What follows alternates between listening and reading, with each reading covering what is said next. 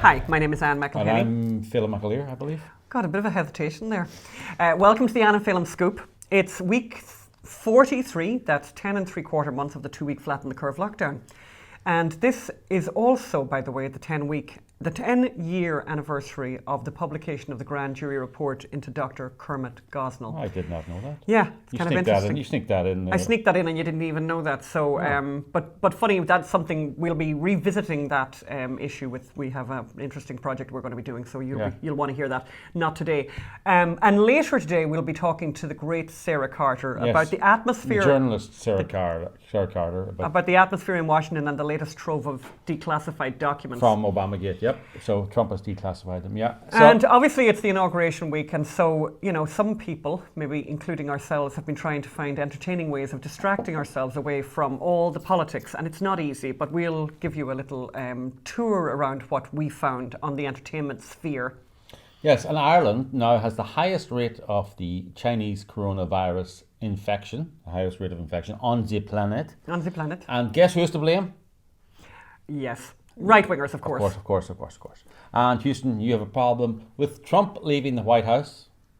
And we're filming this just before the inauguration. So with Trump leaving the White House, who are the mainstream media planning to blame for the Chinese coronavirus? Because you can't blame the President Biden. Yes, you've guessed it. Governors, but not just any governors are to blame. It's only certain types of governors. Only certain types of governors. Guess who? Who do you think? Who could it be? Republican governors. Did I win? Yes, we'll talk about that later. And we'll talk to Brian Godawa about the movie Run, Hide, Fight, which has an unusual distribution model, which we're very in favour of. And Phelim will try to explain why Jill Biden is Dr. Biden more than Ben Carson is Dr. Ben Carson. Or Dr. Rand Paul is never Dr. Rand Paul. And Dr. Rand Paul is never Dr. Rand Paul. Well, but we'll talk about that later. And you wanted to see the cats, and we've got a lot of mail about the cats, so we will be bringing the cats to you. And we don't have a recipe today, but we have a recipe to make cats happy. Ding, ding. And we have a little Corona giggle at the very end. So quite a lot going on. But we're going to start today with Sara Carter, an interview that we did with her earlier. Yes, so Sara is a brilliant journalist based in DC. She's a contributor to Fox News. She cut her teeth covering all the wars, and now she's covering the war in DC. So let's go over to Sara and hear what she has to say. So we're joined now by Sara Carter, who's a friend of the program. Sara has worked for almost every major news outlet in America, including the Washington Examiner, USA Today. She's covered the war in Iraq, the wars in Afghanistan. She's worked in Pakistan. She was at it for almost a decade. She's now based in the DC area, covering the wars that are going on there. Yes. And we first really came across her when we did the FBI Lovebirds play and ObamaGate, and she really has been at the forefront on covering the ObamaGate scandals. And I think we'll get onto this, but it's very interesting. They're complaining about how Trump is reacting to the incoming Biden administration. At least Trump isn't planning a spying operation against the incoming Biden operation, but perhaps he should. But we'll get on to that in a moment. Welcome to the program again. Thanks so much for being on, Sara. Oh, thank you so much for having me on. It's so great to be back with both of you. And I love looking at the photograph of the beach behind you. It's just, it's cold here. We just got back from Florida, so it was so nice and warm there. I called it the free state of Florida. I was going to say, there's a little bit more that's nice about Florida than just the weather right now. How are things, how crazy is DC? We're seeing these crazy photographs with the flat, just crazy photographs. What's the atmosphere like there? It feels like the city's just empty, roads are shut. It almost feels like an enclosure. I tell everyone this, you mentioned my work in Afghanistan and Pakistan, and I covered ISIS in Iraq. Well, in Afghanistan, the forward operating bases that I would stay at, I stayed at a multitude of forward operating bases as I covered the war. That's basically an area that's cordoned off, with barbed wire. The troops stay inside the base, and then they're deployed from the bases, right, out into the battlefield. Usually the biggest base would have around 1,100 to 1,200 soldiers on the perimeter. in Washington, D.C., just so that you can grasp this because you're not here, there are 25,000 National Guard. So the biggest forward operating base in Afghanistan, the actual parameter being guarded, for that base is around 1,100 to 1,200 troops. And what we're seeing here is 25,000 and with streets shut off. I have a friend who works at the Department of Labor. She was driving to work. She got pulled over. She said she was terrified, and then there's checkpoints where you have to show your IDs and explain yourself and why am I here? And I'm going to the office. It feels surreal. It does not feel like America. There's absolutely no basis for any of this, is there really now? Right. I mean, there was hundreds of thousands of people in DC on January the 6th. Some thousand of those stormed the Capitol. But that's not going to happen. Like there's no vast right-wing conspiracy in DC. I mean, they're more likely to storm the cocktail bars and. No, you're right. I was there actually on January 6th. I was meeting a friend of mine, actually Gary Brugman, who was pardoned by President Trump. He was a former U.S. Border Patrol agent, and he waited 20 years for a pardon. And he's an amazing human being who was resilient and pushed his way through life. I mean, living with this burden on his shoulders. So I said, okay, I'm going to go down there and meet you, even though it was this crazy day and everybody said, just stay out of the city. Don't go into the city. It's going to be wild. And I went down there about 10 a.m. I met with Gary. I met with some friends of mine from Houston, Texas. They were all heading to the White House to meet with somebody there who had helped get the pardon set up, not to meet the president. And I went along with them. I walked through the crowd. People were kind. They were nice. There was no feeling and I'm being perfectly honest with you, as a journalist who has covered war, who has covered dangerous situations. Of course, because there were so many people, there's always that idea that something could go wrong. I'm always kind of hyper aware, could something go wrong? This is really strained times. Hopefully there's enough security, because you don't want something to go sideways. You don't want somebody to put a pipe bomb or for the crowd to start running, because people can get trampled on. Anything can happen that is unexpected, right, in a situation like that. But people saw me and they said, Sarah, and they were waving. I'm so happy you're here. I can't believe you're walking in the middle of the crowd. And, some people, we did video. I saw the president's caravan leave as we were heading towards the White House. I could see the president's car and his security leave as they were heading to speak. And everything, for the most part, was very calm, reasonably. I didn't see anything aggravated. I didn't see any hyper aggravation from the crowd or anybody moving in any direction. So we went into the White House. In fact, I didn't even know until after I had left and I started noticing vehicles coming into the city that something actually went wrong at the Capitol building, that people had actually entered. And it was when I turned on the news on the radio in the car with the people I was with. So what I'm trying to say is that what we saw was, of course, it's terrible. We don't want to see loss of life. 5 people lost their lives that day. A Capitol Hill police officer, and of course, an Air Force veteran of 14 years, Ashley Babbitt.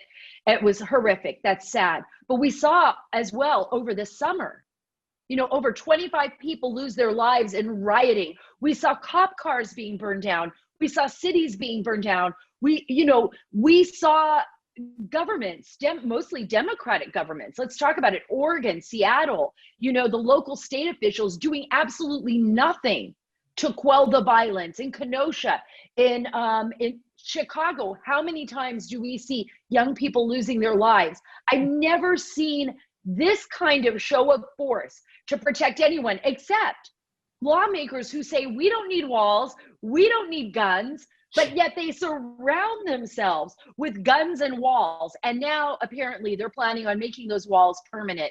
They're going to be passing a resolution to wall off the Capitol. So this is just in a week, folks.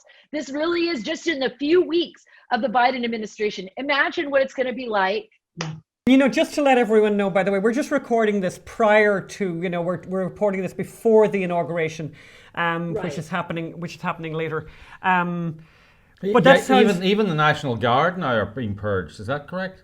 Yes. So what we know is 2 National Guardsmen have actually been removed. That's on my website at saracarter.com, where you can read those stories. But 2 National Guardsmen apparently are connected to a fringe group. This is what's interesting, though. The Associated Press will not explain what fringe group this is. We don't have the information. So they report this story. We don't have the names of the National Guard members. We don't know what fringe group. They may be associated with a real radical group. Who knows? But they don't tell us. We have no idea. Wouldn't you think if somebody was associated with a fringe group, you would want to get the word out? You would want people to know? If you're a National Guardsman and you're a member of BLM, which has been behind destroying cities, including Santa Monica here, and they tried to destroy Venice as well, but they were stopped. Right. Does that constitute disqualify you? Yeah. I mean, it looks like, it's just people making lists over in DC at the moment. It's a weird atmosphere. They're settling scores and making lists, and when they can't find people to settle scores with, they seem to be inventing or extrapolating. That's exactly it. And I think you brought up a really good point. Where is the list that we can see that the government is utilizing to basically remove people who took an oath? Let's talk about this. Our National Guardsmen, our troops, and the people who serve this country take an oath to defend the Constitution from both foreign and domestic threats, right? They take that oath. They are doing their job. They are called to duty. How insulting is it that we have congressional members, the FBI, shaking down our military personnel like we have never seen before? Publicly stating, we can look at one of the congressmen who said 75% of these white male, members of the military voted for President Trump, like they should not be trusted. What kind of divisiveness is this? It frightens me to think of how they treated these members of our military. And I want to tell you, my husband is a wounded war veteran. He served in Afghanistan. He lost his eyesight. We have had friends that have lost their lives, who've lost their legs, who've lost their arms, who've lost their minds, serving our nation in the war. And to say, how insulting is this to say that they cannot be trusted to protect the president of these United States? Mm-hmm. I don't understand where this is coming from, and I don't understand why they are doing this and how far these lawmakers want to go. But that type of divisive talk and that type of behavior, I think, is very inflammatory and very dangerous. I would never think that way about another American, particularly someone who serves this nation. Of course, there's always an anomaly, but that's not our truth. If you want people who are threatening the nation and threatening the leadership and just go on Twitter and look at Alec Baldwin, who is openly fantasizing about assassinating Donald Trump. I think he wants to hang him from a tree with COVID masks. Donna, who wanted to blow up the White House, yeah. And all of the Johnny Depp, who joked around about killing him, and assassinating him, on stage in front of a large audience. And BLM attacked the White House, and everyone joked about Trump fleeing to a bunker. And instead of declaring BLM, a threat, they named the plaza after them. And people are afraid to say the truth. People are afraid to talk the truth and hold people accountable. And I don't even understand why. Why are we succumbing to this type of behavior? Anytime somebody says something and points out a fact, it's like the left will come in and charge that person. It's almost like you said, they make lists, right? This is our enemies list. And anyone who speaks out, we're now going to target them. We're going to call them racist. We're going to call them white supremacists. We're going to give them a name. We're going to say they're conspiracy theorists. It's like you can't even question anything anymore. Senator Rand Paul, who is a doctor, came out the other day and said, look, I had COVID, me and my whole family, we all had COVID. We spent 2 weeks on lockdown. It was a bit of a cold. It was a bit bad, but it wasn't anything like I've ever experienced. I'm just being honest with me. Yeah. Thankfully, thank God. You know, I know other people have had horrible experiences with it. I'm not taking that away. But for me and my family, it was like we lost our sense of smell and all of that. But we weren't hospitalized. We got better. But now we can't receive it and we can't give it. So Rand Paul says for people who are immune right now, why are they walking around with masks on? We can't even ask that question, because the minute we ask that question, all of a sudden we're insensitive to society. We're asking the wrong questions. We should be willingly giving up of ourselves. That's really frightening to me as well, because I can't ask a question about COVID. I can't ask a question as a journalist about the election. I can't ask any questions, because the minute I ask a question, the left, which is owned, the media, big tech, and the majority of the media are sided with the left. I call it the leftists. I don't even say this is our father's Democratic Party. This is not the Democrats of the past. This is some kind of offshoot. They will immediately target anyone who speaks out, either remove them from the platforms or call them conspiracy theorists. So I think this is really something that we have to deal with. Thinking forward, unfortunately, into the future, we're going to have this Biden and Harris administration. And you talked about lists.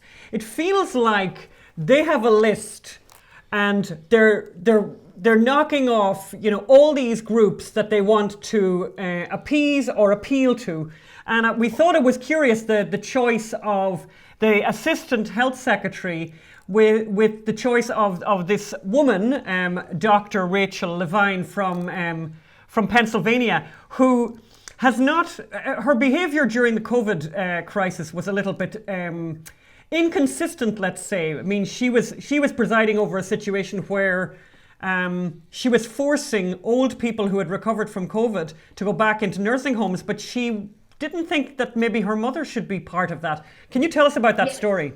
So her 95-year-old mother, she removed from the nursing home, while other, elderly patients were suffering and being exposed to COVID. These are the most susceptible patients, right? So this is the thing. For the people that are most susceptible, people in my family who are older or who have diabetes, or, you want to do your best to protect them. And that is the right thing to do. But explain to me how someone is getting nominated to the deputy health secretary, right? When people in Pennsylvania were up in arms over how she handled this, over how she protected her own family and put others at risk. I think you and I, Sarah, both know why she was chosen, and perhaps the pronoun her, she, deserves an explanation for the people listening who maybe don't know who Dr. Levine is. Because she is transgender. And let's just, that's just a fact. Mm-hmm. And that's how it's being reported. First transgender. I don't care if she's transgender. I don't care if she's a man. I don't care if she's a woman. People were at risk. People actually died and were exposed to COVID. And for some reason, she felt that something bad could happen because she removed her 95-year-old mother before. Because if you were thinking, no, what I'm doing is absolutely fine, if nobody's going to be exposed, why would you all of a sudden remove your mother from the facility, right? I think Joe Biden, I mean, it's kind of extraordinary. It's almost like, it's sort of, to me, it feels very juvenile that they want to be first. We've got the first this, first that. Right. So they're almost like they've got these, positions in the cabinet or positions in the administration or the executive that need filling. And it's like, okay, what have we not done yet? Yeah. What have we not got yet here, And it's every progressive group that they're trying to appeal to. Someone is probably going to come across the border tonight that's going to get appointed, for example, tomorrow. But they have to be vegan. But a vegan illegal immigrant, disabled with some other kind of things going on. Dyslexic, very important community. 7,000 to 9,000. And I was talking to sources in Guatemala. I've traveled to Guatemala frequently over the last few years. I spent a lot of time in Mexico during my coverage. When I was a younger journalist, I spent a lot of time both in and out covering immigration as well as our national security on the US-Mexico border. We have 7,000 to 9,000 people in this caravan that have flooded from Honduras and coming from other places like El Salvador across the Guatemalan border. When they came through, only 300 actually filed the appropriate paperwork with the Guatemalan government. I spoke to sources in Guatemala. The rest waved through the police line and sent a statement. These people are being used by all the governments involved here, ours and theirs. They are being manipulated. They are putting their own children at risk and themselves at risk on this long journey to the United States. They have been told and well rehearsed, promised that Joe Biden, the president-elect, soon to be president and president now when everyone sees this, President Biden has promised them entry into the United States. It's unfathomable what is happening. And the only people that are going to benefit from this is not the American people, not the people coming in from Central America. This is abuse at its greatest, right?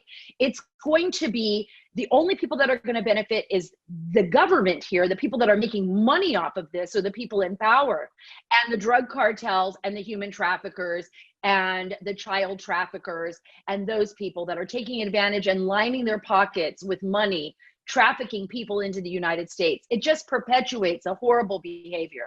Can I ask a question? I mean, I think, you know, and you and I, we're meeting the same kind of people. People are very upset. An awful lot of, as you say, awful things are happening everywhere. This tech stuff is terrible. And some of this Biden stuff that's going to happen on the first day, extraordinary, awful stuff.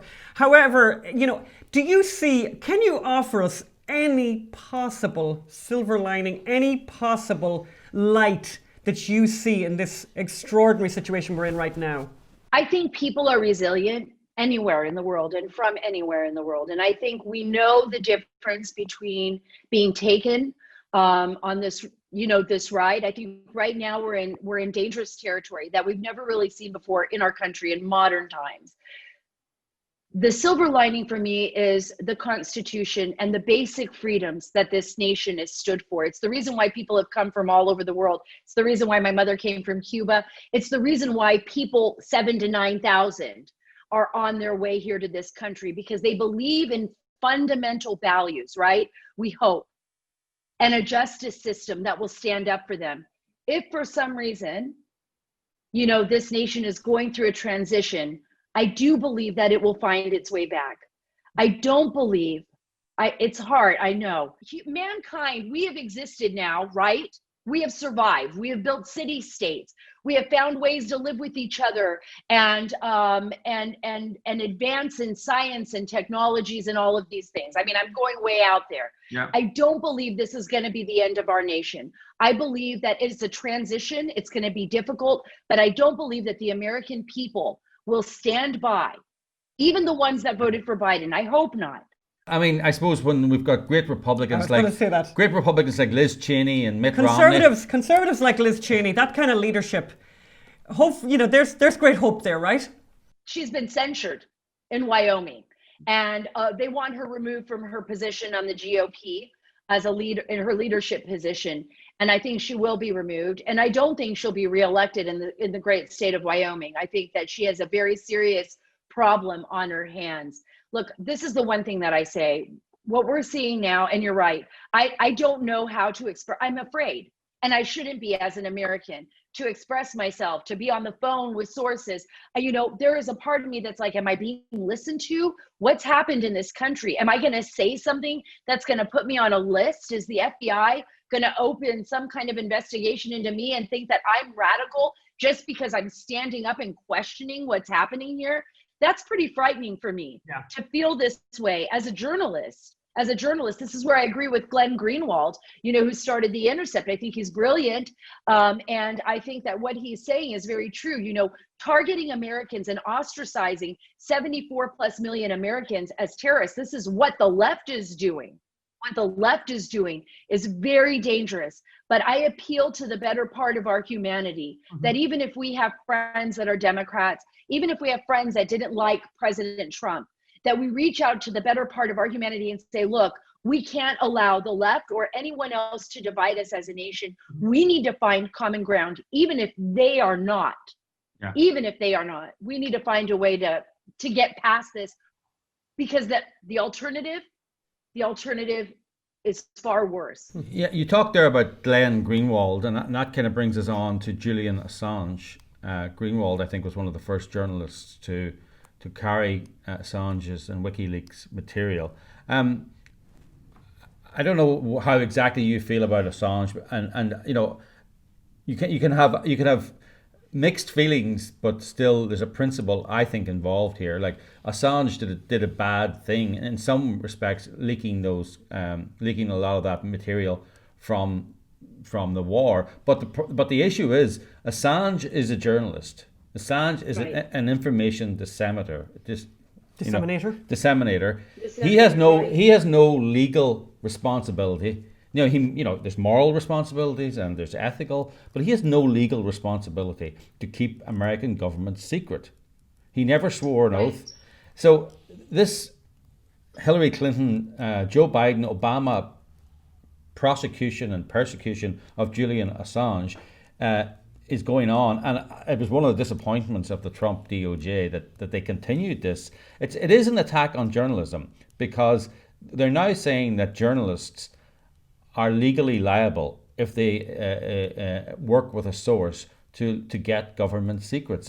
There's no clearer case to me. How do you feel about that? What do you think the chances of Trump pardoning Assange in the next 24 hours? Well, this is just before the inauguration. So. He's got 24 hours to pardon Assange. I know that there's been a significant effort among supporters of Assange to get that pardon from President Trump. And I agree with you. I think that, I've had a long time to think about this. I did have mixed feelings about what is the appropriate thing. The documents, did they put people's lives in danger? Did they expose particular sources or subsources or information that could have put the U.S. national security at risk? Maybe. But this is the thing. He never signed on to protecting any classified documentation. He was operating as a publicist and as a journalist and trying to get information out to the public. And I think it was even more fascinating that he actually had contacted the State Department. We've heard those tapes now. Those tapes were handed over to Project Veritas. That was interesting, from the State Department, that he contacted the State Department and said, I have all this documentation. It's going to go public. I wanted to give you a heads up on what's happening here. And he tried to work something out with the United States government before those documents went public. So he did reach out. I am terrified of the reach that the Obama administration had and the expansion of their powers into our privacy. The Constitution and the Fourth Amendment guarantee that there will be no unreasonable search and seizure, right? As Americans, we expect that when we pick up a phone, as long as we're not anybody who has a warrant or that they didn't go to a judge, that we can make a phone call and talk to one another. And you know what? We may not always say things the right way. We may be angry. We may be talking in the heat of the moment. My fear now is, as a journalist, is like, how far will they go? We know that the Obama administration spied on the Associated Press. We know that they spied on James Rosen and his family from Fox News. We know that the expansion of these powers exists now under Biden, because now all they have to do is say that domestic terrorists, right? Well, we know they spied on the Trump campaign and the Trump presidency. Right. I mean, Assange is an interesting case, because I'm sure if your husband and his buddies met Mr. Assange in a bar, they may not that your husband, but serving soldiers in a war situation, and there he is dropping videos about them. Absolutely. And Chelsea Manning, was pardoned, right, by Obama. Right? Let's just be honest. That's right. Manning was pardoned by Obama. Manning dumped all of that information into the lap of Julian Assange. And Manning was the one that violated the U.S. law. That's right. Not Julian Assange. Manning was the one that did it. And as for soldiers, any great soldier or any troop, anyone who serves their country would do so with dignity and should do so with dignity and care for the other people. When you're in a war zone, that does not give you an excuse to violate the law or to break the law. People matter. You know, our government relies on our troops to do the right thing, and they are trained in land warfare rule of law, and you can't violate that. So, you know, that's the important thing to remember here, that the part where there may be disagreement are people that work, they don't want to be exposed, right? They don't want a name to come out or a subsource. Maybe you're working in the intelligence community and you have a source in Pakistan and that name happens to be in one of those documents. You don't want to see your source killed or executed by the government. You want to make sure to be able to protect those documents. But remember, Julian Assange wasn't the one that went in there and got those documents. This is just my opinion. The reason so many people have fought for Assange, even if they're not comfortable with him, even if they're not comfortable with the way he's handled things, is because we realize that creep, that mission creep, comes right into our lives. The minute you do this to Assange, it's going to happen to you. The reason that this is going on so much is because Assange dumped Hillary Clinton's emails as well. And this is deep state DOJ actors getting revenge for him for exposing Hillary's emails as well. There's got to be an element of that. Mm-hmm. And, you know, shame on the DOJ, by the way, for not rooting out these deep state people who were basically carrying Hillary Clinton's water and Obama's water into this presidency. Right. And look at what they've already done. And look at what's already happened. We've never had any balance. We've seen the DOJ and the State Department and others, but particularly the DOJ, the buck stopped at the DOJ to hold people accountable, to make people who broke the law actually pay some kind of a price, you know, and we haven't seen that. We haven't seen that at all. The only one is Kevin Kleinsmith, and we don't even know, and he was the lawyer that signed the basically altered the FISA, the Foreign Intelligence Surveillance Act warrant, on Carter Page. But that was it. So what has been the lesson learned here in Washington? There hasn't been. And the American people are the ones that are paying for it. And I would say not just the American people, but the rest of the world, because the world is going to significantly change in the next 4 years because of what's happened here. There was a visitor in your room while you were talking, and I think people will want to know who the visitor was. There was a little doggy that came in and out there. Who is that doggy? What's that doggie's name? I've got two of them here. I've got Pika Lola. She is my Shih Tzu, and she's and this one. Come here. That's the one. This is the Chihuahua that I'm watching. Her name. She's actually my brother-in-law's dog. I'm watching her because he's ill, but she has a permanent tongue that sticks out. Oh, poor darling. And usually she lifts her little ears straight up, but she's like, now I hear she doesn't want to go back to Doug. She just wants to stay with me. I think that's you extrapolating. She kept walking in and out when you were there, so I thought we better mention her. Sarah, it was really lovely talking to you. We look forward to seeing you. We look forward to seeing you in DC soon, one of these days, and we're hoping. And we'll tell you about our latest project. Oh yes, we have to talk about our latest project. We'll do that the next time. Mystery. Okay, you got it. Thank you. Thanks so much, Sarah. Bye. Okay, bye-bye. Bye. Bye-bye. Oh God, that was great. That was really great. We love Sarah, and we're really grateful to her for the time, because I know this is a very, very busy week for her, so we're really impressed. Wonderful. But I mean, this is the inauguration week, and I know an awful lot of people out there are struggling a little bit and are trying to get away from politics and are trying to find distractions. And you know what? We decided to do a kind of a tour of available entertainment at this particular time to see, available distractions, to see, where can we get distracted where there isn't politics? And we tried, and we really tried, and it's interesting. So we turned on the TV the other night, Phelim, right? Yeah. We watched, was it The Good Doctor? Was it, Phelim? Yeah, The Good Doctor. The Good Doctor, which is a procedural, it's a TV drama, medical drama, and the main character is a doctor who has autism, but he's super, super talented. And they had the most oddest story of all time. Well, it's only odd because they were trying to stick stupid politics into it. And the one thing with these procedurals was they used to be relatively free of politics. Remember House? Like he was awful. Like he was, in a good way. He didn't care. Remember, what colour people were, or if they had disabilities. He would just treat everyone with the same disdain and arrogance. So The Good Doctor, the plot line was that a woman wanted an abortion. A woman wanted an abortion. And the head doctor says to You're doing it. And the woman the trainee. And the woman says, "Oh, I'm a Christian. I can't do that." And this causes, I think she's suspended. She's fired. By the way, which is untrue. She's actually put on cleaning duty. No, she's not. Oh, sorry. She's suspended. You know, it's created enormous trouble, and you know, she's basically blackmailed. And by the way, this is not even true, because I think in most hospitals they have a conscience clause where you're not forced to do things that you don't want to do from your conscience point of view. So she eventually is put under so much pressure that this will affect her rating and her references, that she agrees to do the abortion, and is doing the abortion and freezes and is unable to complete the abortion during it. And there's this big drama in the operating room. And then she's put on cleaning duty. Then she's punished, and you know, her future is in danger. So then she goes to the doctor at the end. In charge, yep. In charge, and the doctor's suffering from PTSD. It's a long story.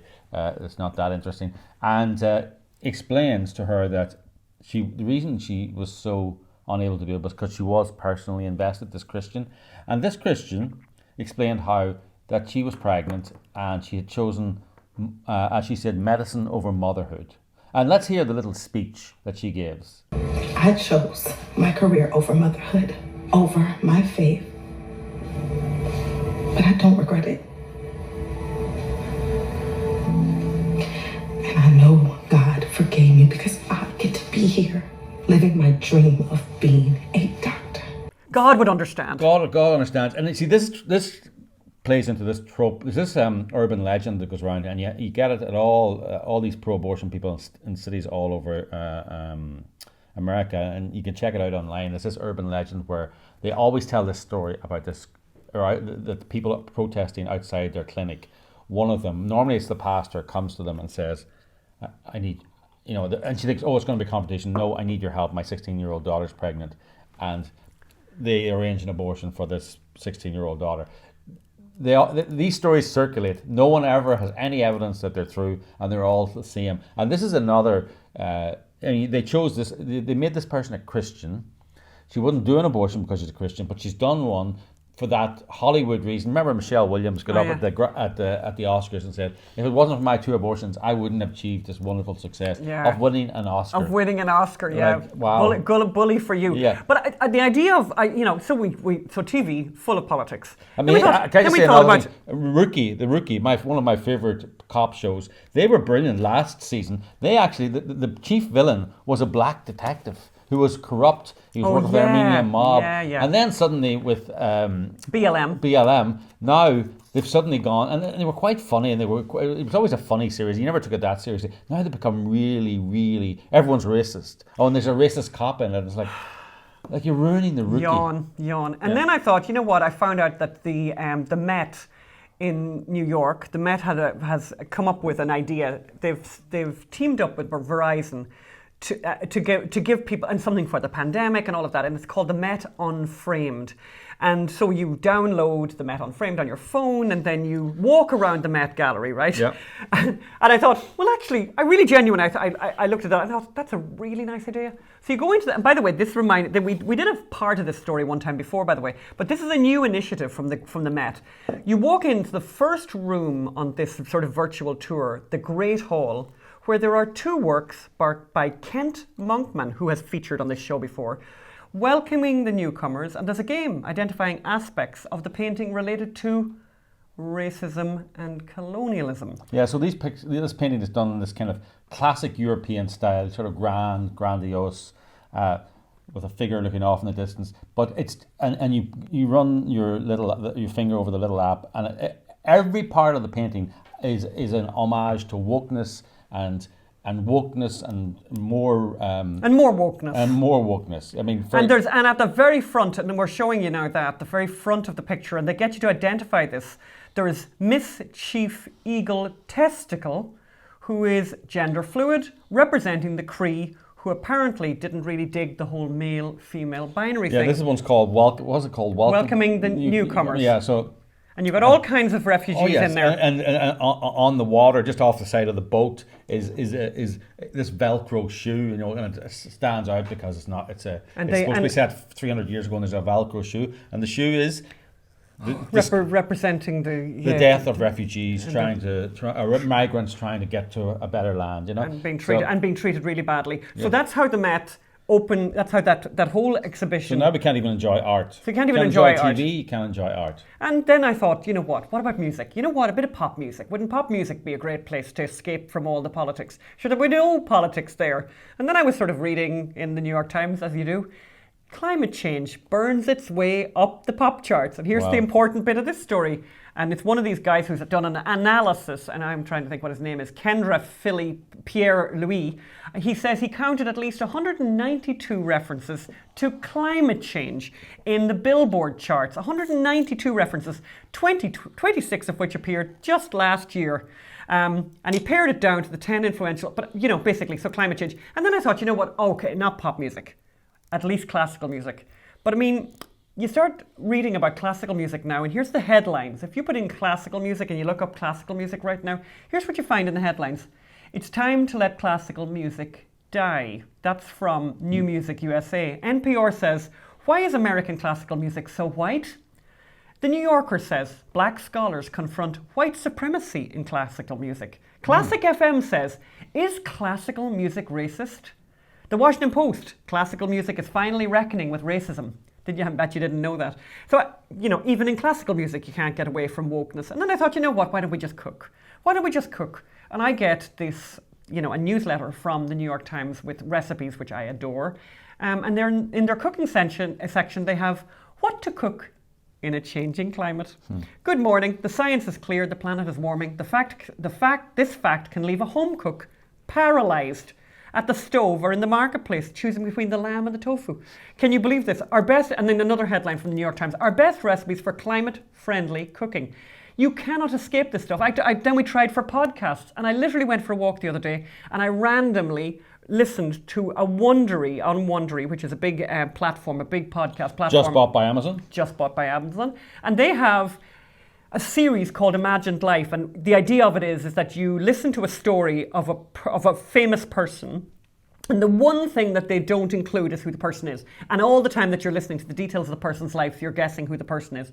And on Christmas Day of this year, they had a special episode of Wondery, Imagined Life, so they give number you facts, 13. Yes. And it's you are this, you are that. Yeah. And you don't know who it is, and you're thinking, is that an astronaut? Is that the guy who went to the moon, or is that the guy who... Is that Elton John, whatever, a famous singer or something. And this one that they did on Christmas Day was called The Champion. And it was a very special edition, because a lot of their editions are not suitable for children, but this one was suitable for the whole family. And guess who they were celebrating? Ruth Bader Ginsburg, which, by the way, Ruth Bader Ginsburg, which I always have a little problem saying. But you know what? I have actually no problem with that, except for the fact that they don't have one for Clarence Thomas. They don't have one for Gorsuch. They don't have one for Brett Kavanaugh. They just have one for the, so it's all woke. And of course, apparently, according to the show, she was basically a suffragette, apparently, basically. She did more for women's rights than any suffragette, apparently. I missed that. I must have missed that in the history lessons. I think you did. But you know what? We have perused everything, looking for entertainment that gets you away from all the politics, and we have found a solution. And we found a movie, and we like this movie for a lot of reasons. We like the movie. We also like the distribution model. We like the values. We like the whole package. The movie's called Run, Hide, Fight, and we're going to go over now to our movie correspondent Brian Godawa to discuss it. We interviewed Brian earlier, but let's go over now and talk to Brian about Run, Hide, Fight, the new movie that's available on the Daily Wire website. So we're joined now by Brian Godawa, our regular movie correspondent, and we're going to discuss Run, Hide, Fight. Why are we discussing it today, Anne? Well, it's got an unusual distribution model where the Daily Wire news service, if you like, online news service, has decided to release this film. I think it's going to be the first of their type. But it's not actually, in a way, their first, because in fact they did release Ferguson, which was the filmed version of the play Ferguson, which was based on the transcripts of the grand jury in the Ferguson Michael Brown case. But they've now decided to kind of do an alternative Netflix, I think, is what they're probably planning on doing. And, bypassing the traditional gatekeepers. The liberal gatekeepers. The liberal the not nice liberal Yes, gatekeepers, yes. and releasing this movie, and I hope to do a lot more of it. So we watched, and Brian watched. Let's talk to Brian first. So Brian, Run, Hide, Fight. It's about a school shooting. Let's quickly watch the trailer. Senior prank day. But we'll see all kinds of dumb stuff today. Swim captain will have Thai food delivered to class, and Becky Vaughn will set up her homemade slip and slide. This is high school. Nothing that happens here matters in the real world.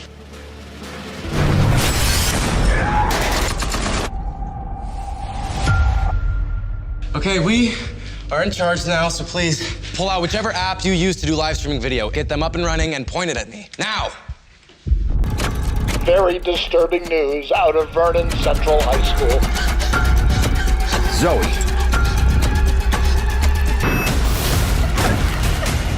Go! Is it safe to say that this might be our guardian angel? Do you want more people to die? That's the last thing I want. I'm gonna kill one person in this room every 5 minutes. You don't show your face. People aren't gonna remember you.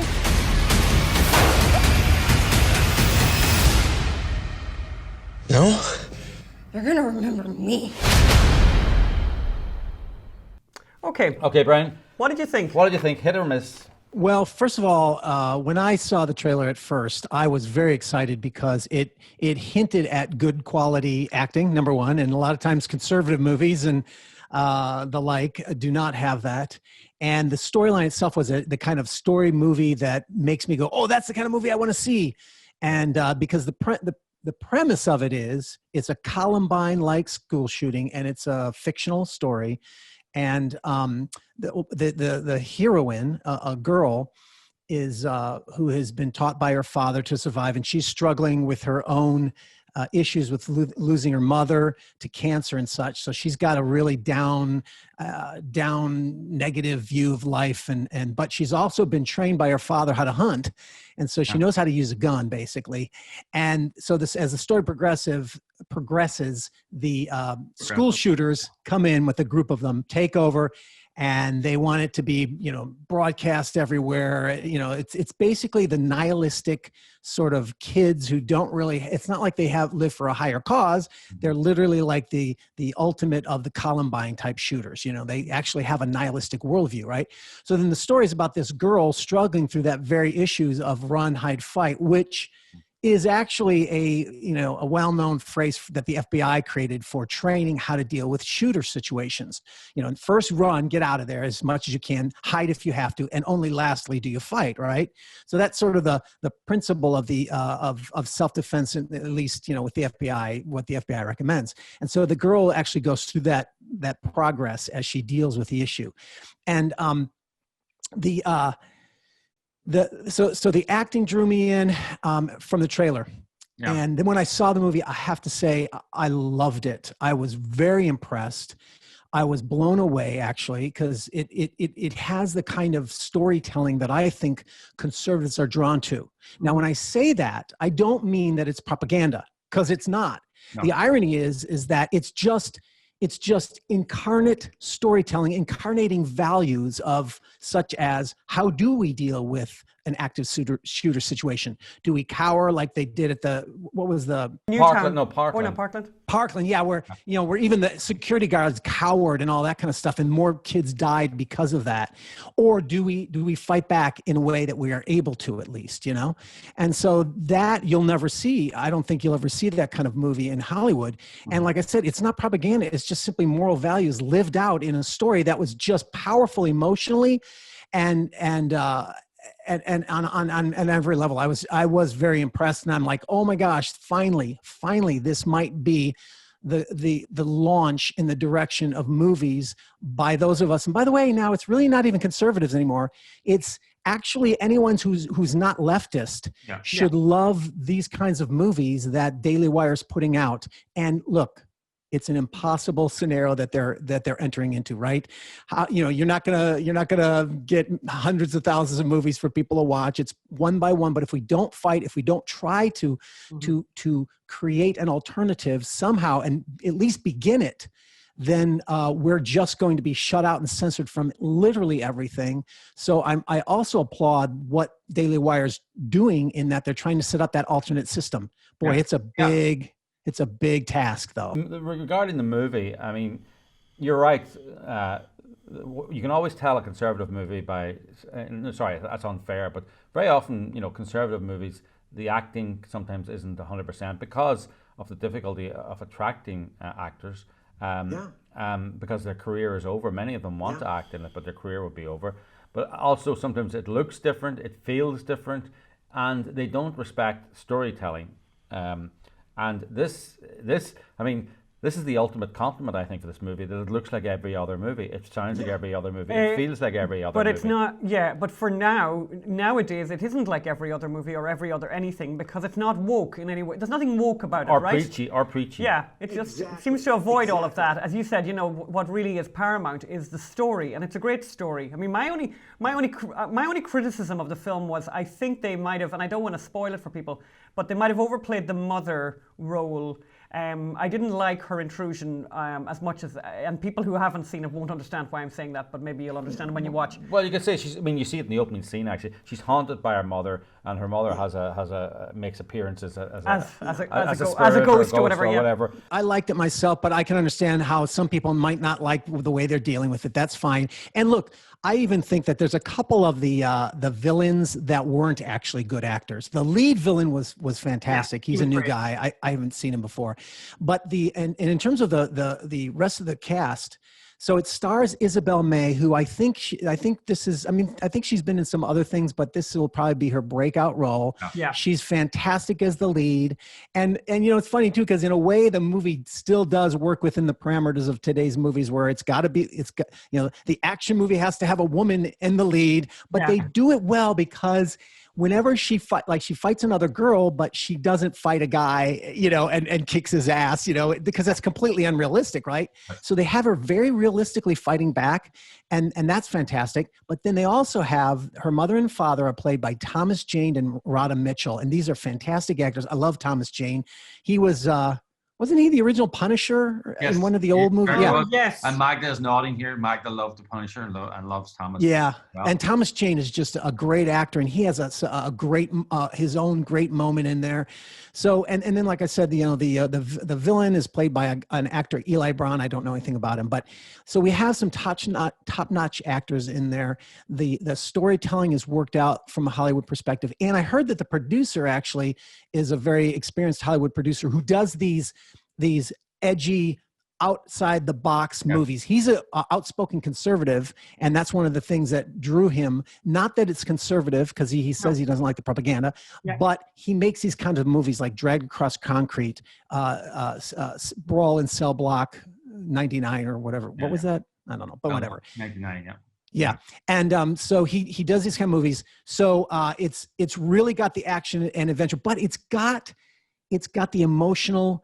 The main characters are all struggling with emotional issues, and they're very realistic that a lot of people can really identify with. And even the villains are not demonized. No. They deal with one of the villains, one of the shooters is a kid who's struggled with being rejected by everyone and laughed at and mocked in his school. And these are the kinds of things that actually do plague some of these shooters in their pasts, So it's a very realistic portrayal in that sense, but it's also quite violent.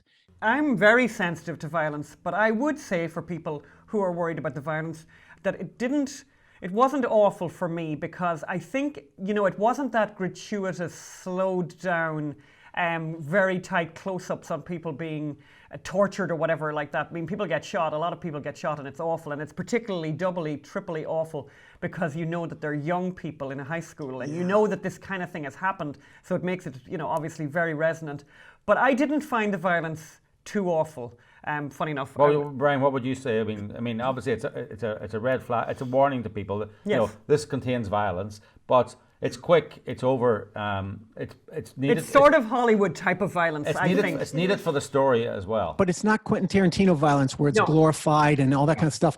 And the whole point of it is, this is the problem with Christian movies and some conservative movies, is they are afraid to show the evil in its fullness because of fear of turning off the viewers, and maybe that audience has that problem. But the problem is, when you do that, you then have villains that the audience does not believe are truly evil. And so you're not afraid of the reality of what they can be. And so the message of redemption from that evil or violence, the message of how to fight it, just becomes impotent, right? So unless you show the accuracy of what this world or what this situation might actually be, and you have this sense of, oh my gosh, they really could kill anybody at any moment, you're not going to believe the story. And the story does. I felt that was one of the issues with that movie, I can only imagine, was that the father figure in it, I mean, they implied he was an alcoholic. They implied he was a drug, whatever. But they never showed him with a drink in his hand. One of the rules of Christian movies, you can't show them drinking, you can't show them taking drugs, and you can't show cleavage. You know, all these different rules. And some of them I understand, some of it, but that movie where the girl went off to Hollywood.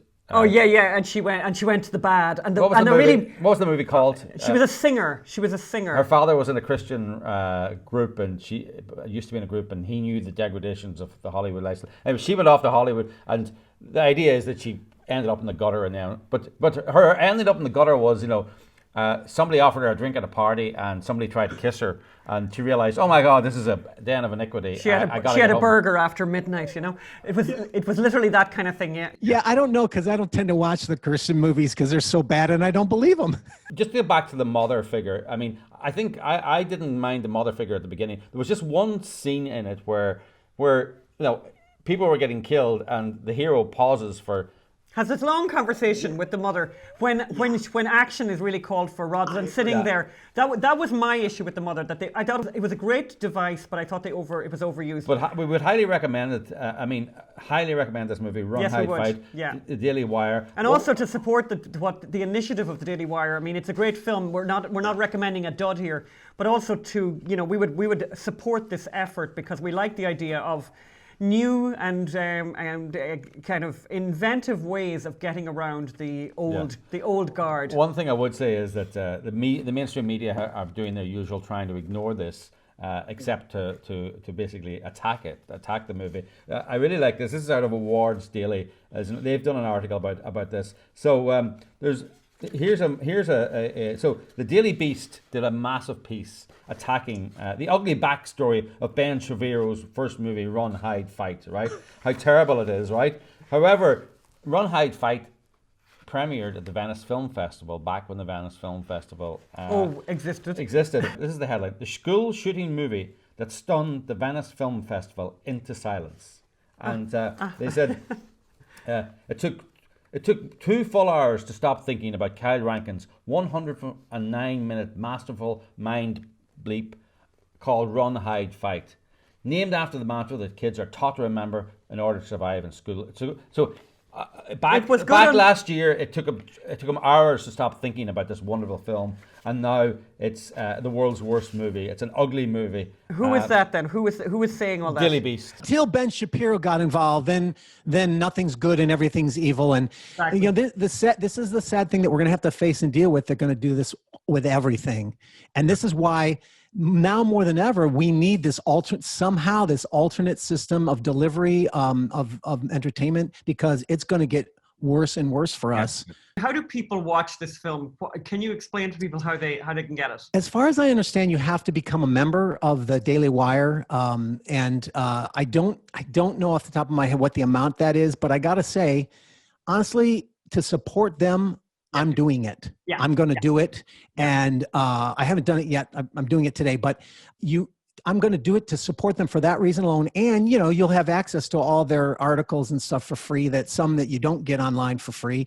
And I think, in other words, I think we need to get behind Daily Wire as an organization, not just for their news stuff, because they're doing the one thing we need to do. And it seems like they're the first ones to do it very effectively. And put your money where your mouth is, conservatives, because if you don't, you're just going to have nothing but Netflix and Amazon, and it's all going to be stuff that hates you. So you were saying there, Brian, about the theme of the movie. It's a brilliant line, but it encapsulates the whole point of the movie, which also makes it transcendent and very powerfully conservative in that sense. And that is when the girl, the heroine, is on the phone with the villain, the bad guy. She's hiding somewhere, and she says, the irony is, after all your hard work, people aren't going to remember you.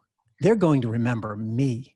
And you know what? I thought that is really, really powerfully true morally, because, and by the way, Daily Wire has committed to not giving the names of shooters in these incidents because it tends to glorify them, right? That's fantastic.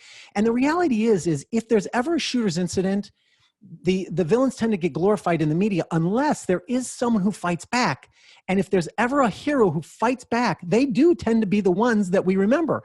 You know, remember Flight 93, Todd Beamer, let's roll, right? That's who we remember, not the killers on the flight. And that's what I love about it. And that's what we need for our culture. We need to be glorifying heroes, not villains.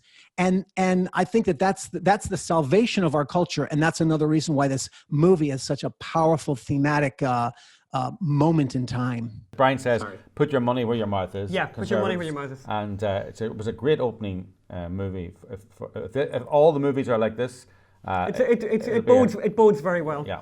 Okay, Brian. Well, thank you so much for joining us today. We really appreciate it. All the way from Texas. All the way from Texas. And we will talk to you about the next movie soon, I hope. Yes.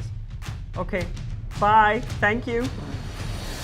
So that's great. And then, and how you find that is you go to the Daily Wire and you sign up. Yes. But in COVID news, because one of the things we said, since we stopped doing the daily virus, we decided we would give you up-to-date virus information. Mm-hmm. So what's the latest big news, Phelim, in COVID news? Well, there's plenty of big news, but Ireland, interestingly enough, remember we used to get letters from people sympathising with us. Sympathising because America's such a mess. With COVID, even though it wasn't. How did Ireland, now the headline is, how did Ireland find itself with the highest infection rate in the world? Yes, you've heard it. Ireland has the highest infection rate in the world. And this is from Sky News, but this is a ongoing story in Ireland, and it's sort of leaking out across the Atlantic. So basically, Ireland was congratulating itself, and now it's the worst ever. And what is what are they to blame? They blame basically Conservative. They blame Brexit. So they're claiming that Britain... Of course. Britain... Phelim, how could you not know that it was Brexit? And they put Brexit in the headline, right? But I still don't work out how they're blaming Brexit, right? But there's another fact. This is Derval MacDonald, who is a commentator / journalist. There's another factor we have to consider, and that's the constitutional question across the island of Ireland and Brexit. So Ireland is divided into two countries, Northern Ireland and the Republic of Ireland. And she says, this has been a factor and the failure in some respects to have an all-island policy and measures that might have mitigated against some of the worst effects of the coronavirus. But the thing is, even without Brexit, there's no all-Ireland health policy. They struggled very hard to have an all-Ireland tourist policy, and it still doesn't work. There's a Northern Ireland Tourist Board, and there's a Southern Ireland Tourist Board. The only all-Ireland thing there is a rugby team. So she is blaming Brexit. And let me explain Brexit to you. Brexit was Trump before Trump. Brexit happened in early 2016, and it was the first signal, or one of the most obvious signals, that the working class were divorcing itself from the liberal elites and embracing whoever was there. In Britain, it was Brexit. In America, it was Trump. So that's why the liberals in the UK and Ireland hate Brexit so much, and so they're blaming it for the massive rise in infections in Ireland. Whilst ignoring some other local cultural idiosyncrasies that may contribute to it. Would you agree, Anne? Yeah, because there's other things about Ireland that might cause people to have a sudden big, massive increase in infections. And there's a thing in Ireland, which Americans probably haven't heard of, but there's a thing in Ireland called the crack. And it's spelt C-R-A-I-C. It's an Irish word and means fun. And what it usually entails in Ireland is drinking enormous numbers of pints of alcohol, pints of Guinness, pints of beer. And I mean enormous numbers of these.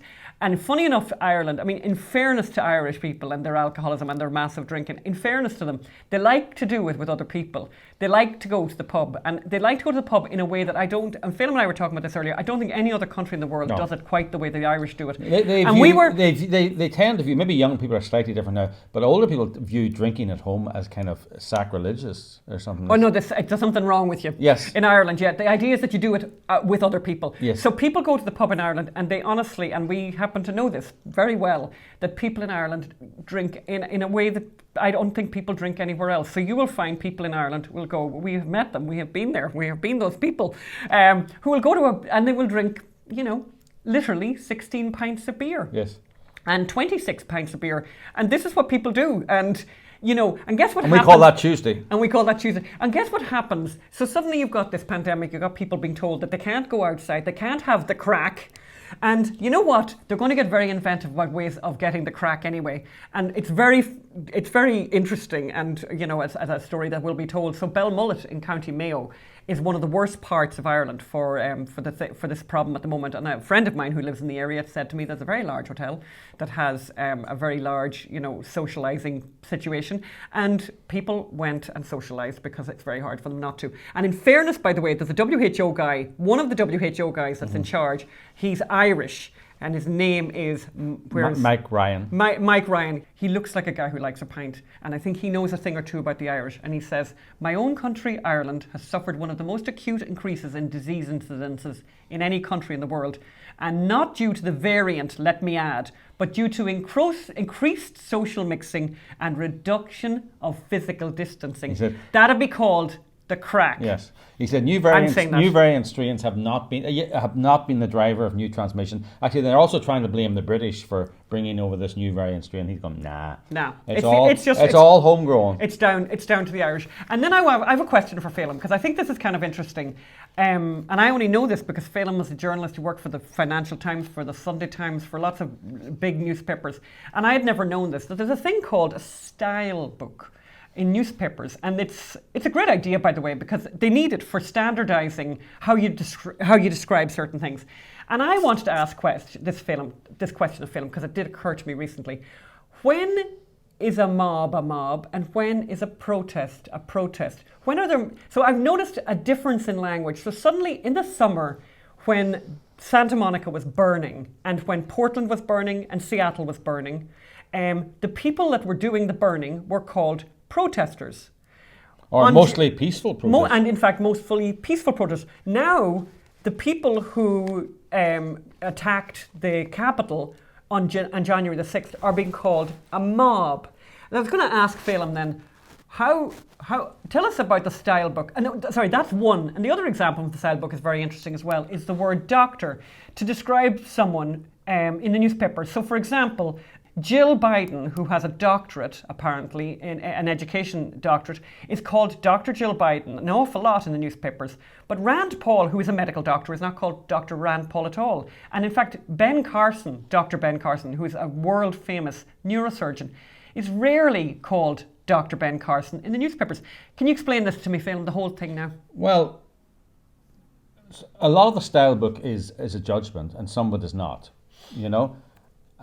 So you got, for example, the word mob. Basically, a style book will tell you never use the word mob unless it's in a quote from someone else, because a mob is a judgmental term.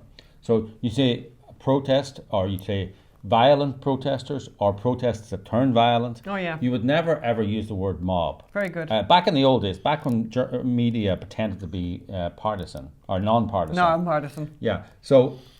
For example, there's a whole. You would not believe the amount of time that's spent discussing whether you describe one group as terrorists or not, because it's important, by the way. It's also a value term, right? Yes. And one man's terrorist is another man's freedom fighter, so that is a big problem. So you generally, actually, what we would do when we work for the Irish News in the middle of terrorism, I don't think we ever used the word terrorism. We used paramilitaries. We called them the IRA. You called them the UDA, whatever it was, but you tended to avoid incendiary terms, not judgmental terms. Yeah, judgmental. Yeah. If you were labeling someone, you described what they were. You didn't put an opinion on it.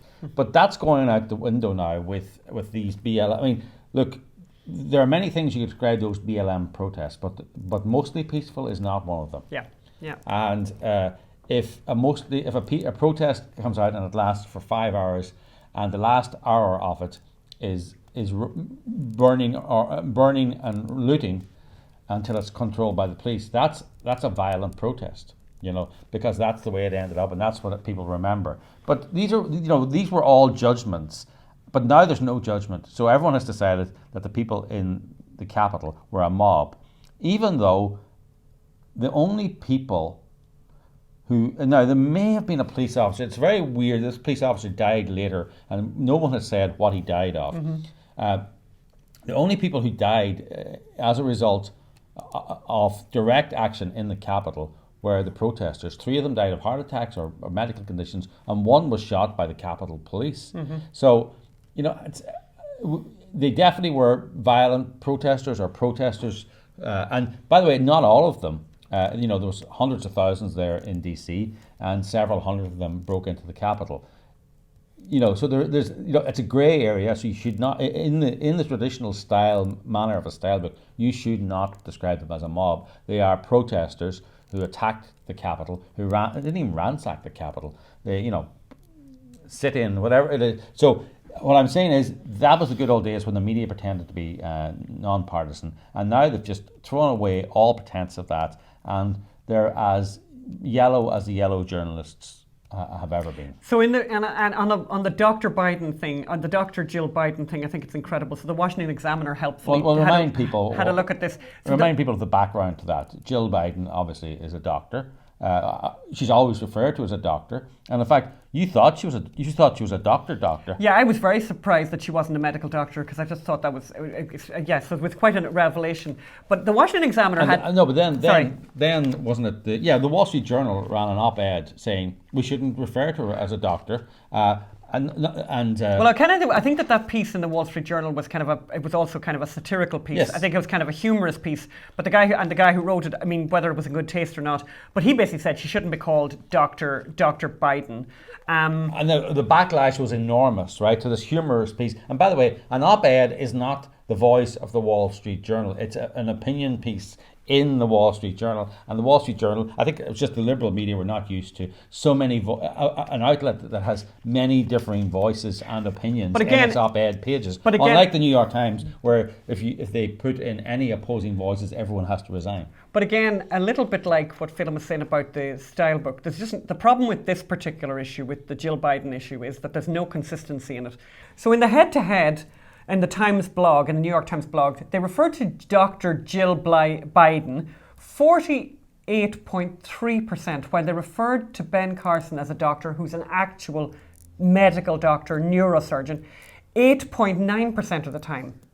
She's called Mrs. Biden just 6.9% of the time, while he's called Mr. Carson 34% of the time. So it makes absolutely no sense at all. And actually, I love this point that they brought up, that the Washington Examiner brought up. If she is Dr. Jill Biden, then Newt Gingrich is Dr. Gingrich, Ben Sass is Dr. Sass, and better yet, Supreme Court Justice Neil Gorsuch is Dr. Gorsuch, Esquire. And I've certainly never heard of Newt Gingrich being called a doctor. Have you? Well, actually, Rand Paul, he's a doctor. You never hear him talk to. They say Rand Paul and he's a doctor, but they never say Dr. Rand Paul. No.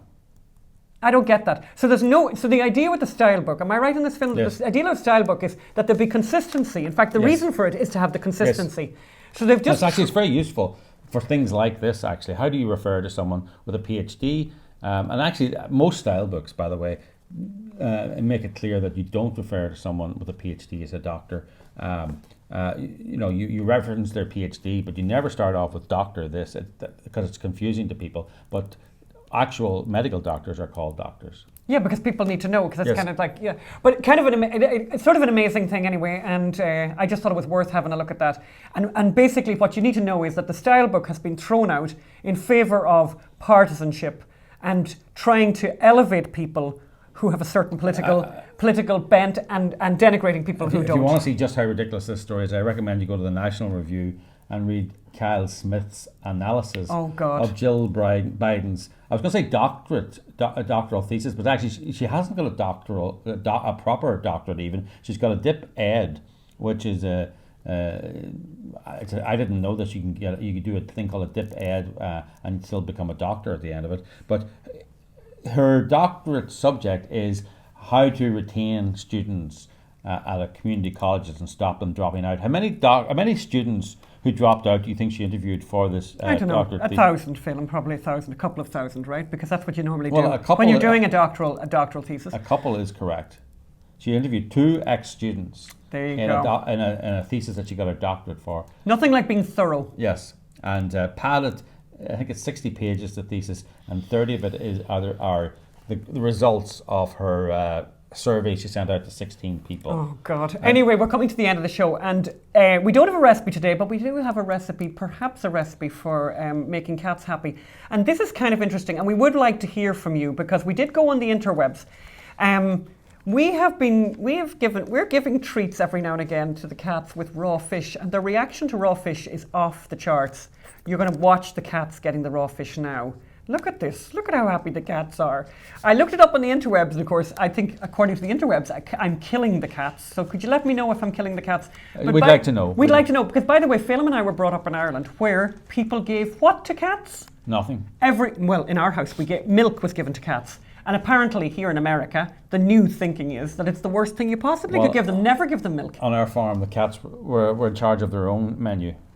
Anyway, we're going to end today with, I wanted to share this little giggle with you. This is a corona giggle. You know the way people are sending people funny videos during the coronavirus and during the pandemic?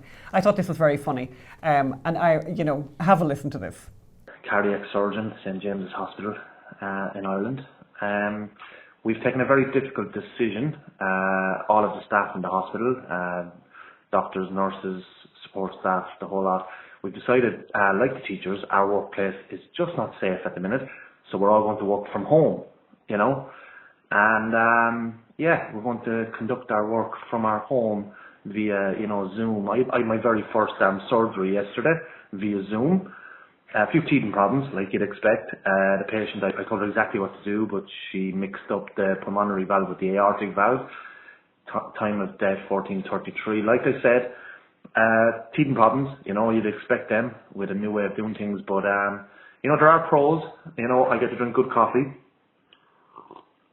I don't have to wear pants, and my commute time has been slashed completely. Cons, there are a lot. But look, we will resume work and go back to our workplace when it is safe to do so. So that's it. Hello to all my patients up there on your own. Hope you're all doing okay. That's it. So, new way of doing things.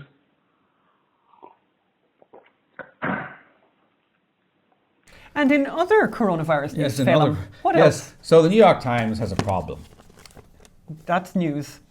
There's a news headline, breaking news. Yeah, the New York Times has a problem. So given that we're now entering the Biden era, the Biden-Harris era, what a word, what a phrase.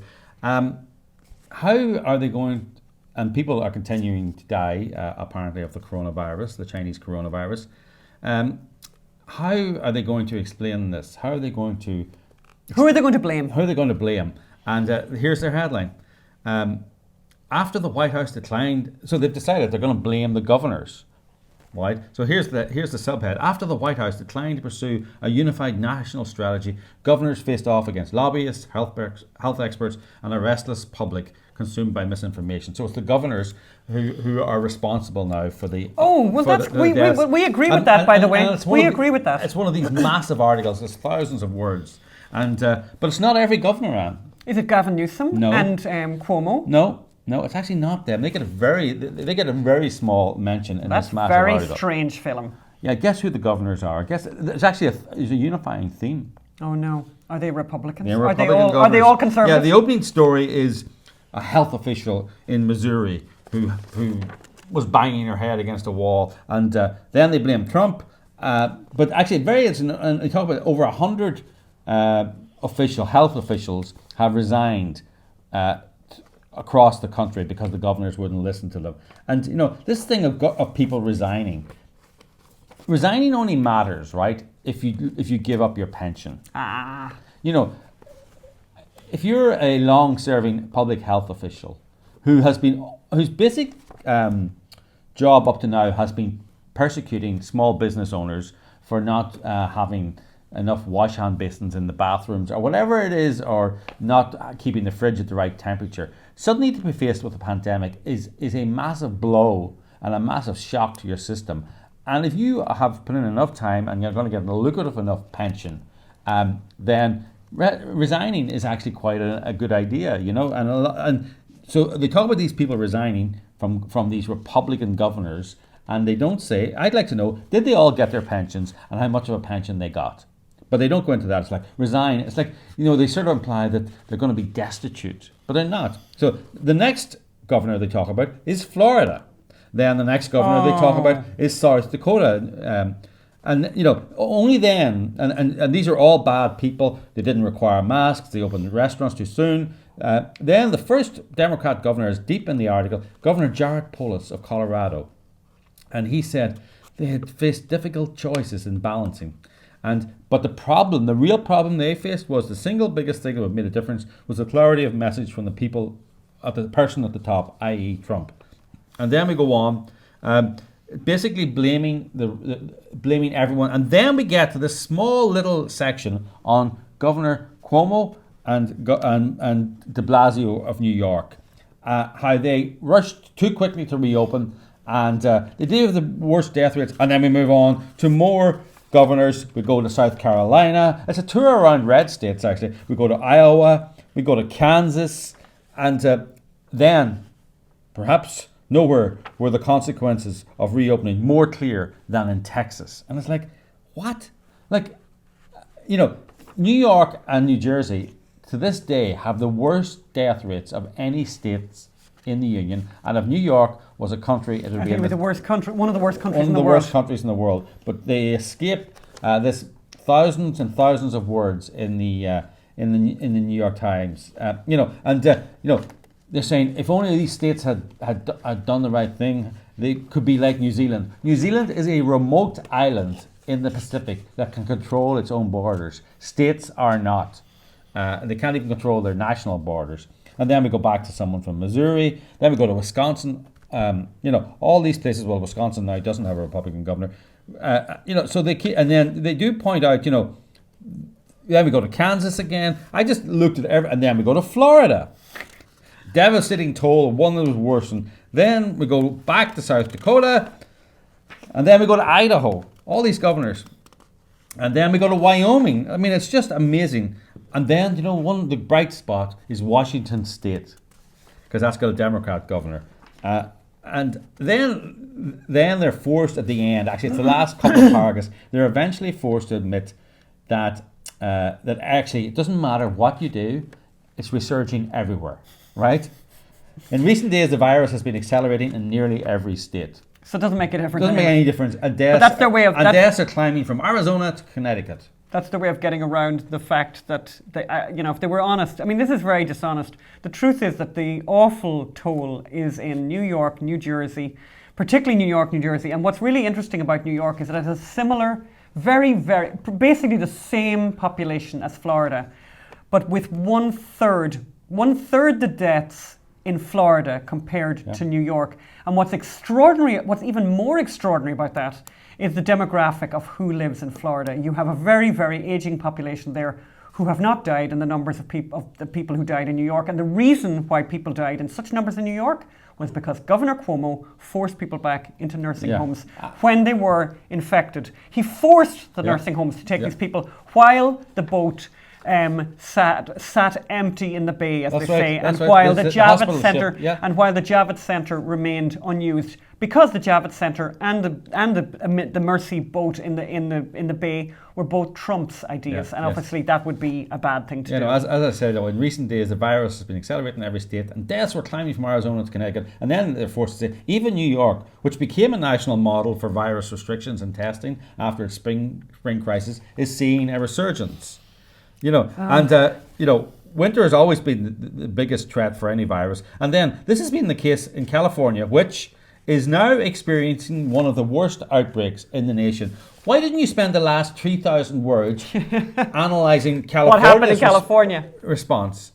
you know, and then they end, but then they get over that very quickly. And the end, they give this woman, Dr. Melissa Levine, the director of the Center for Leadership and Public Health Practice at the University of South Florida, condemning the failure of leadership in Florida, and that is the end. And it's like, wow, that was a tenuous and torturous way of blaming Republicans for killing people. But that's what I mean. Remember when Mitt Romney gave that woman cancer? Remember during that? You remember that ad? My wife died of cancer, and Mitt Romney's to blame. There you go. That was the good old days. That, you know, that's when, you know, and Mitt Romney is you know, just rolled over and is taking it, and is still taking it, and doing the mainstream media's bidding. Anyway, we look forward to seeing you next week. And by the way, next week, we're going to do a special feature next week. And we're going to have help with that from Yvonne Dean Bailey, our head of marketing for digital here. And she is going to explain and help us all look through the landscape of alternative social media platforms that people can, you know... that allow and respect free speech. Yes. That actually will not shut you down for having an opinion. And will not shut the platform will not shut down because people don't have an opinion. So where can you go to get away from the despots of Twitter and Facebook and all these places? And so we have an expert, Yvonne, will go through all of that and help you navigate where's the best place to go to be for messages and for Facebook type things and all of that. But we will talk to you again next week and hope you have a great week and hope you find distraction from the politics.